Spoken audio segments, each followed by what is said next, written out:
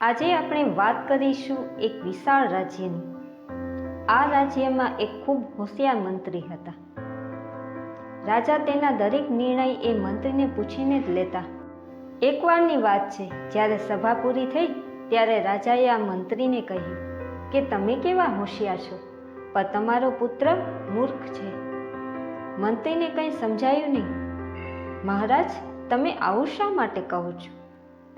ત્યારે રાજાએ કહ્યું કે જ્યારે હું પ્રજાની મુલાકાત લઉં છું ત્યારે તમારા પુત્રને પૂછવામાં આવે કે આમાંથી કઈ કિંમતી ધાતુ છે, સોનું કે ચાંદી, ત્યારે તમારો પુત્ર જવાબ આપે છે ચાંદી. આ સાંભળી બધા રાજ દરબારીઓ હસવા લાગ્યા. મંત્રીને તે ગમ્યું નહીં.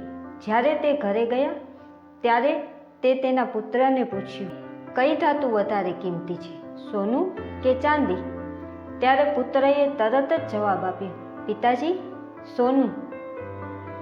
મંત્રીને નવાઈ લાગી અને પુત્રને કહ્યું કે જ્યારે તને ખબર છે કે સોનું વધારે કિંમતી છે, રાજાની સામે ખોટો જવાબ શા માટે આપે છે?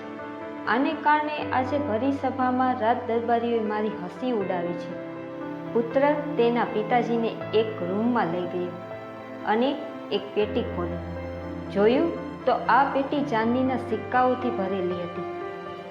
આ શું? આ તે કેવી રીતે મેળવ્યા? ત્યારે પુત્રએ કહ્યું કે પિતાજી, આ એ જ સિક્કાઓ છે જે રાજાએ મને આપ્યા છે. જ્યારે રાજા પ્રજાની મુલાકાત લે છે ત્યારે દર વખતે મારી સામે બે સિક્કાઓ ધરે છે, એક ચાંદીનો સિક્કો અને બીજો સોનાનો, અને મને પૂછે છે કે આમાંથી કિંમતી ધાતુ કઈ.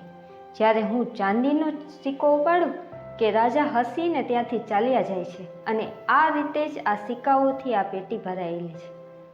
જ્યારે હું સાચો જવાબ આપીશ કે સોનું વધારે કિંમતી છે, ત્યારે રાજા મને પૂછવાનું બંધ કરી દેશે.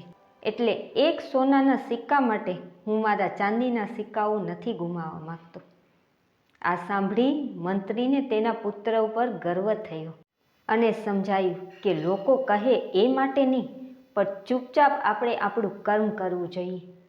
ક્યારેક ને ક્યારેક તે જરૂર સામે આવે જ છે. લોકોનું કામ તો છે કહેવાનું, ટિપ્પણી કરવાનું. ફટાફટ ચેનલને સબસ્ક્રાઈબ કરી લો, વિડીયોના લાઈક કરો અને શેર જરૂર કરો.